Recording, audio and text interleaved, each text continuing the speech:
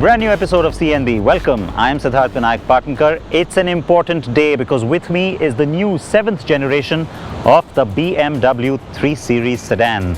It's always important when this car comes out with a new generation because it's not just a significant model for the Bavarian car company, not just for its segment, but in a sense for the entire automobile industry. Yes, it's one of those cars. And the car with me, well, added significance for India because it's likely to form the basis of sales, or the backbone anyway, for the car when it arrives in 2019. It is the 320D. It's dressed in the Sportline trim and also mineral white is the color. But while I promise to tell you all about the 320D, you know me, I'm biased. I'm going to first rush across to the 330i, which is of course blue. They're claiming this to be the most innovative, most intelligent and most connected car from BMW ever. The all-new 3 Series will come to India in two variants, the 320D and 330i. This blue car is the 330i.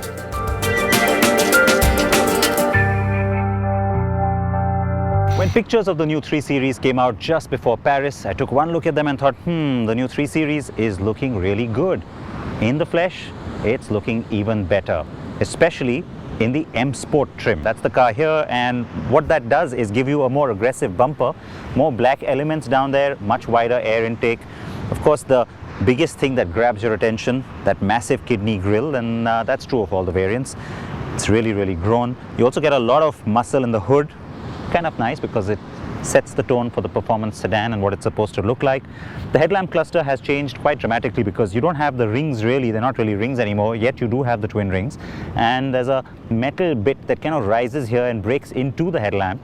That's completely new and very different. But as that headlamp finishes off around the corner, you see a little hint of the 2 generations ago 3 Series. So call it an homage, call it a coincidence, it does look quite nice. M badging, M wheels as well, and the blue brake calipers looking really nice with the M Sport. Speaking of blue, of course the whole car is, and this is called Portimao blue, which is a nice coincidence because of course Portimao is the track where we'll be testing the drive dynamics of this car. Interesting also that it replaces Estoril blue in the previous 3 Series. Estoril, another racetrack right here in Portugal. So, well, nice little coincidence again. Now at the back is where you see what I think is the most pronounced and most distinct and also the most beautiful styling feature, the new tail light. It's got a nice 3D element since it juts out a bit. L shape, of course, the tradition continues, but it's just finished really well. It looks modern, it looks nice, and still tells you straight away that it is a 3 Series.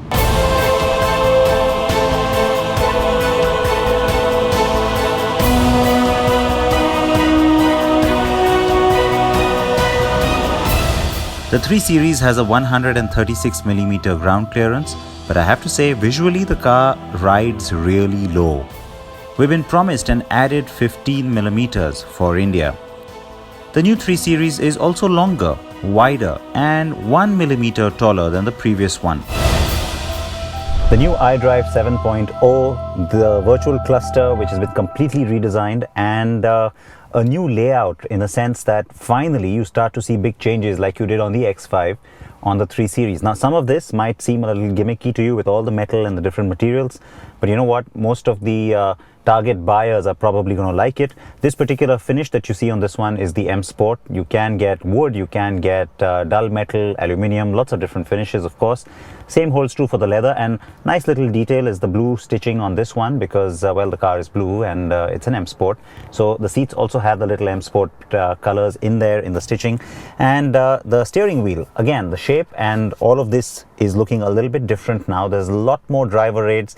There's a much nicer head-up display that you never had earlier, and overall the car just comes across as really modern, and it's loaded with kind of gadgets and you know, gesture control and all of that. There you go, I accidentally activated gesture control. So those are the kind of things that I think a lot of the younger buyers especially are going to love about the new 3 Series.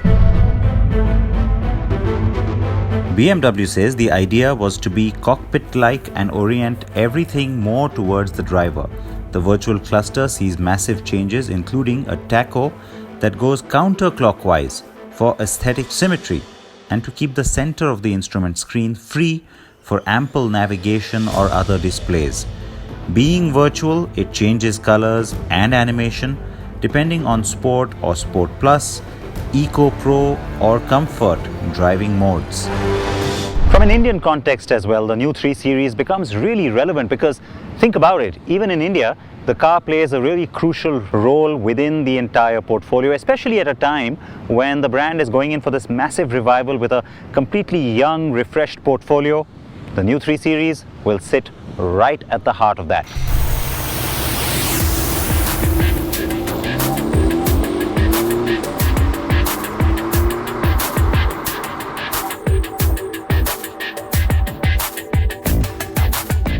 The 330i has a 2-litre 253 bhp engine that has 400 Nm of peak torque. It is mated to an 8-speed Steptronic transmission. As we've seen with all recent launches from BMW, the company seems to be going back to the heart of what it's really been known for over the past few decades, which is making really driver-oriented cars. Now, with the 3 Series, that wasn't so much of a problem as we've seen with some of the other cars which kind of lost their way and are now making it back. So, is it an improvement over the last car? On the whole, the simple answer is yes. But I have to make a little point here that, you know, you do get a sense of the fact that this car has gotten bigger. And given the fact that the 3 Series is always supposed to be this really compact, tight, performance-oriented sports sedan, I'm not sure that's such a good thing. The petrol engine though is punchy, responsive and reasonably quick.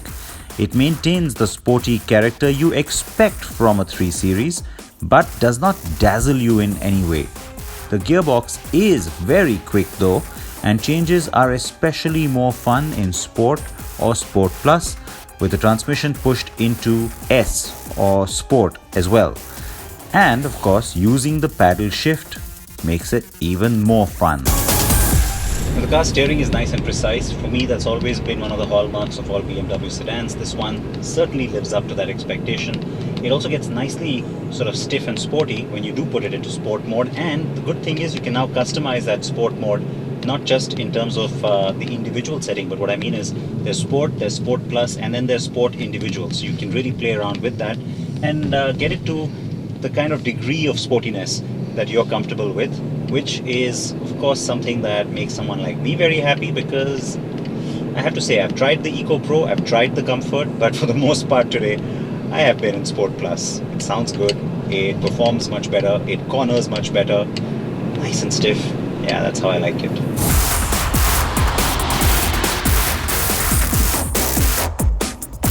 And if anything, I think ride quality is better than on the last car. Throw in the slightly better leg and knee room at the rear, and the new 3 will be a better chauffeur-driven sedan now than before too, for sure. In Sport or Sport Plus is where the car comes alive. Most of you may prefer the Comfort mode though, I have to say. Having said that, there is no adaptive or air suspension on this car, and so while Sport or Sport Plus changes throttle, steering and engine behavior, it doesn't make the ride any stiffer or harder. Now, BMW has finally bitten the bullet and also added a lot more driver aids on this car.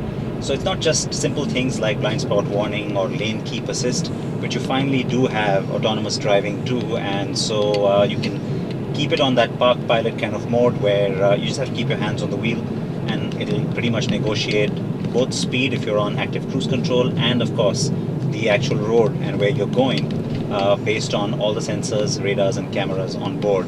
Now, the interesting thing is that in certain markets, like the United States, for example, you don't even have to keep your hands on the wheel. But of course, right now I'm in continental Europe, where legislation requires that you do. And so let's give it a whirl, and there you go. Assisted driving mode is on. So I get my hands off the wheel, and at some point the car is going to kind of give me a little warning. There you go. The little display turns from green to yellow, and it kind of asks you to put your hands back. If I still don't do it though, there's a huge warning, and everything starts lighting up red, and of course the car doesn't keep its lane anymore, so you have to be a little careful. But on long, tiring, strenuous drives, especially in rush hour traffic, of course it's going to help.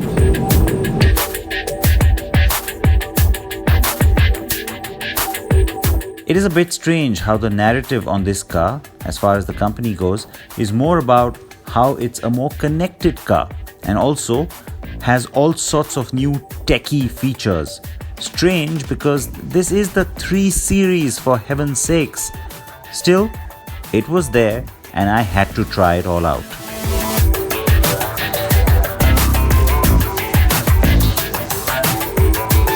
Mercedes-Benz just did it with its new GLE, and so of course BMW had to do it with its latest model, and I'm talking about having an in-car assistant now.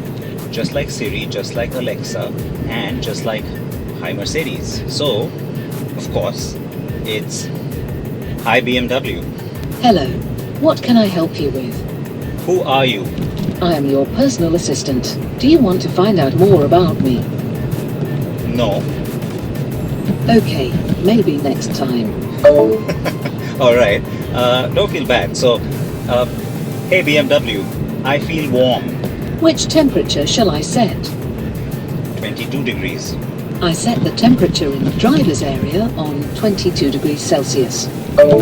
See, now that's the kind of stuff you can do. Control some of the things in the car, but okay, maybe voice commands could let you do that earlier too. So there's a little bit more intelligence now because, for example, hey BMW, what is my tire pressure?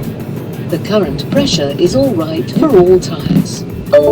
Hey BMW, how much fuel do I have left? The remaining range is 310 kilometers. So pretty helpful, right? Now that's not all. Hey BMW, find me the nearest Starbucks. I've selected Starbucks. I found 16 entries. Which one should I choose? Cancel.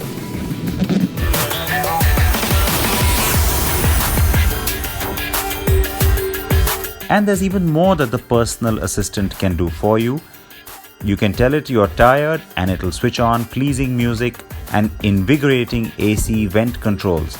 Similarly, if you say you're stressed, it'll try and relax you with ambient light and calming music. And yes, unlike Alexa or Siri or Mercedes-Benz, you need not call it just BMW. So you can personalize it and give it a name of your own choosing. Hey BMW. Hello, what can I help you with? Change activation key. Please say my new personal activation word. Bernadette Blue. I've saved the personal activation word. Pretty cool, eh? We will bring you the further review of the new 3 Series. I'm not done.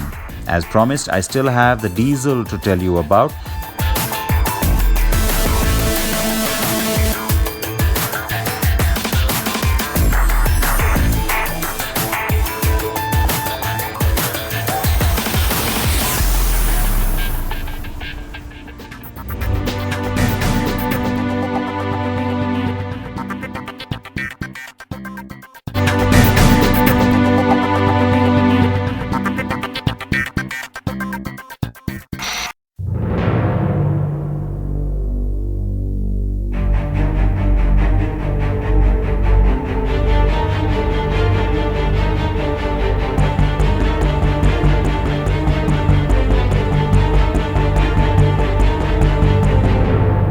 Day 2 with the 3, and as promised, I've got the diesel.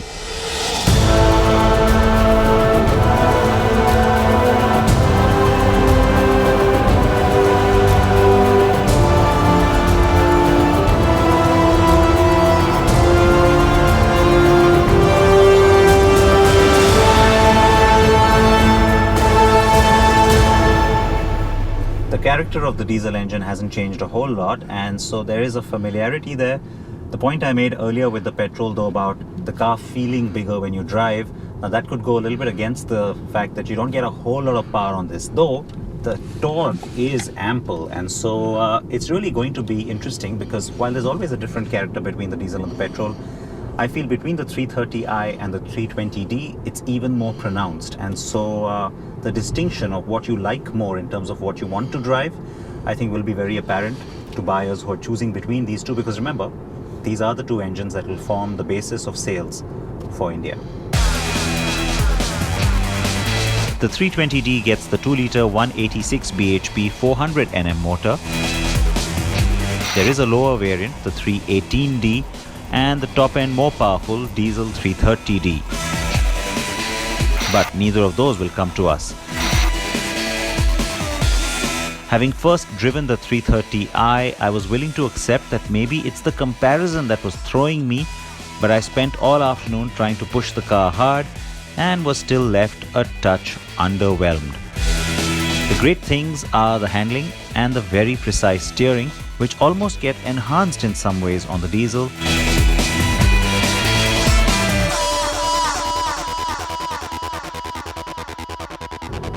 The 320d badging always been a little special to me, because that's the variant and the car I've enjoyed driving the most. Lots of torque on hand and just nice taut sporty diesel driving. You don't always get that, especially in a sedan situation, but the character on this car has changed. I already told you that yesterday with the petrol, and so yes, it feels a little bigger, which is why, dare I say it, the 330i is the more evident, punchier, fun car to drive.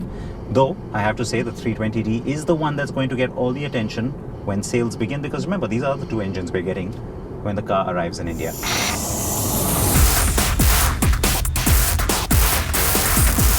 The new 3 Series also has a reversing assistant like we saw on the new X5. What it does is it always keeps the last 50 meters that you drove it in its memory. This allows the car to simply reverse in exactly the same path. So imagine a narrow street or a tricky parking spot, you go in nose first.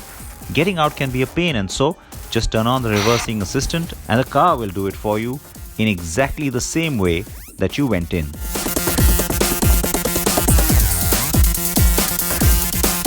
So that is the new 3 Series. The car is engineered to a new level, offers a lot more to a potential buyer, and maintains BMW's promise of a sports sedan that energizes you.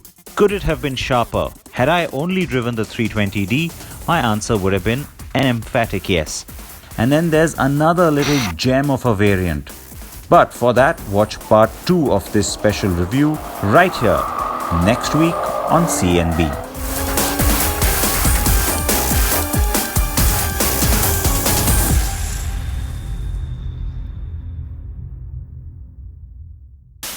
Now, you have to react to this car. It is a significant model, like I said.